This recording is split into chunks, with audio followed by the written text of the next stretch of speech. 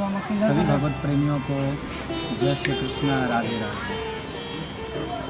जैसा कि आप सभी जानते हैं, हम सब के मध्य शरद पूर्णिमा का यह पावन महोत्सव उपस्थित हुआ है, जो हमारी भारतीय संस्कृति का बहुत ही महत्वपूर्ण और बहुत ही भावपूर्ण पर्व है। हमारे वैज्ञानिक दृष्टिकोण से तो ऐसा माना जाता है कि चंद्रमा इस दिन पृथ्वी के सबसे करीब होता है, सबसे नज़दीक होता है। इसीलिए बड़ा प्रकाश पृथ्वी के ऊपर चंद्रमा का पड़ता है, और चंद्रमा इस दिन 16 कलाओं के साथ अमृत वर्षा करता है, जिसका लाभ बहुत है। क्यों? क्योंकि चंद्रमा औषधियों का स्वामी है, औषधियों का देवता है।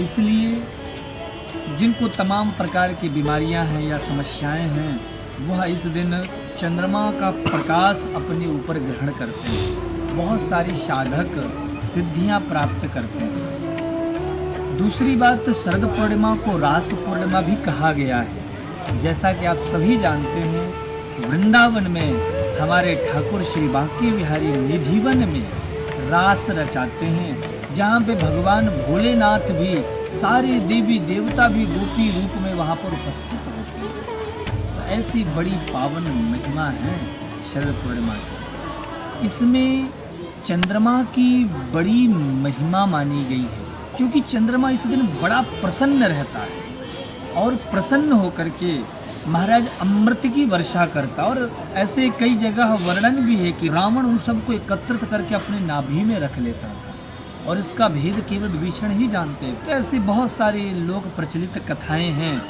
और यह भी कथा आती है कि इस दिन माताएं, भक्त, वैष्णवजन अपने यहाँ छत पर खीर, मिष्ठान इत्यादि बना करके और आंगन में रखती हैं, और रात्रि 12 बजे तक उसको महाराज चंद्रमा की रोशनी में, प्रकाश में रख करके, और फिर उसका भोग लगा करके और उसे प्राप्त करती हैं, अपना उसे ग्रहण करती हैं।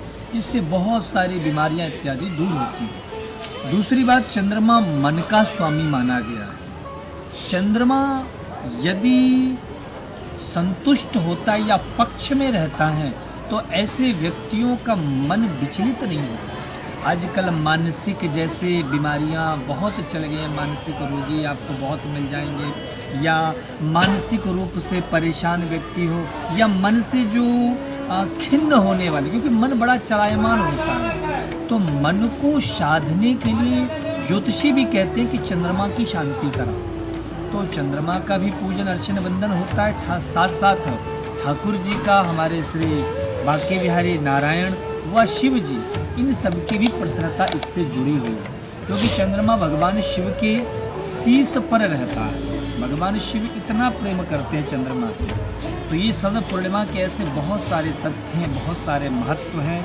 इन्हीं सब महत्वताओं को धारण करते हुए और ठाकुर जी का इस दिन खूब प्रेम से भजन करें, अर्चन करें। आज का दिन बहुत ही महत्वपूर्ण है, तो जितना हो सके ठाकुर जी का नाम, उनके गुणों की चर्चा, कीर्तन, भजन करें। कि कलयुग में साधकों के लिए सबसे सरल साधन प्रभु के पाने का यदि है, तो प्रभु का नाम ही है। कलयुग केवल नाम आधारा। तो आइए एक बार फिर से मैं सभी भगवत प्रेमियों को शरद पूर्णिमा की बहुत बहुत मंगलमय शुभकामनाएं प्रदान करता हूं। आपका जीवन स्वस्थ रहे, दीर्घायु रहे, और जीवन में आप पूर्णिमा की, चंद्रमा की तरह ही उत्तरोत्तर वृद्धि करते रहें। इसी कामना के साथ आप सभी साधकों को एक बार फिर से जय श्री कृष्णा, राधे राधे।